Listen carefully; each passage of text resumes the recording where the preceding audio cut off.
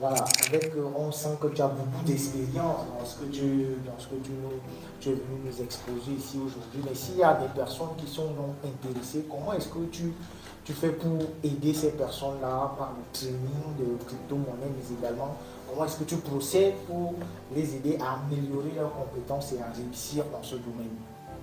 Bon, vous savez, moi, je dis souvent à mes apprenants en fait que la meilleure école, ce n'est pas moi. La meilleure école, ce n'est pas moi, le mentor, bien moi, le coach qui va donner. Vous voyez un peu ce qu'il veut dire.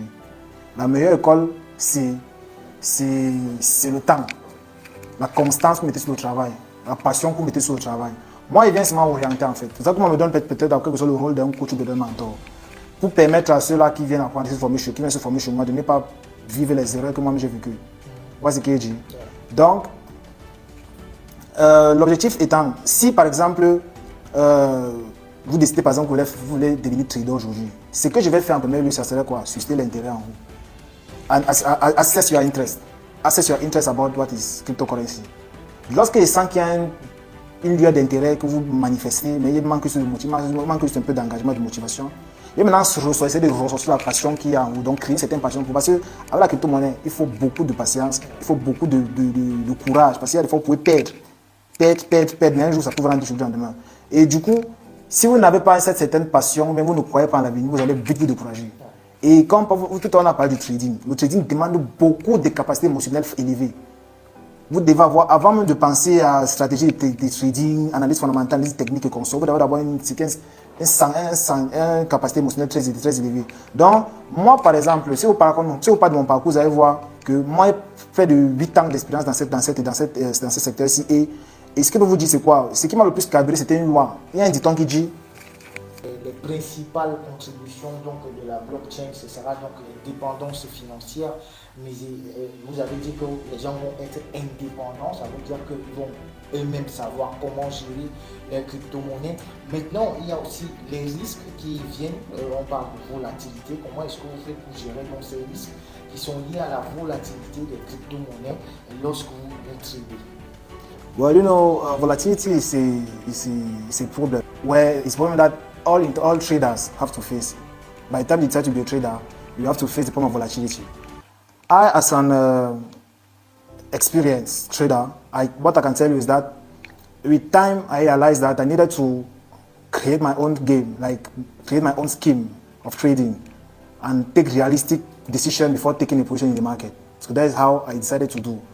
Donc, pour continuer en français, pour ne pas trop faire l'anglais, je vais continuer en français pour essayer d'expliquer ça de manière plus claire. Donc, moi, en tant que trader expérimenté, j'ai pris la peine de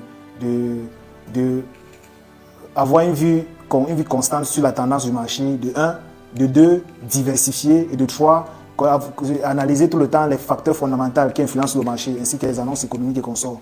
Donc la volatilité, c'est quelque chose d'incontournable. Le marché de la crypto-monnaie est très volatile.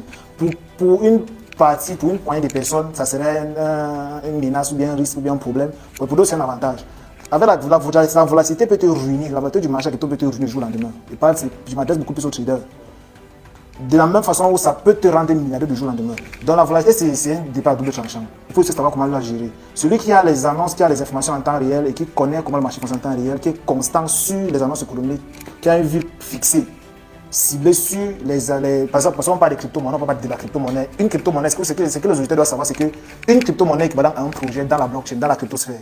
Une crypto-monnaie, ce n'est pas l'entreprise de quelqu'un, mais c'est l'entreprise de quelqu'un, mais ce n'est pas quelque chose de tabou, de mystique.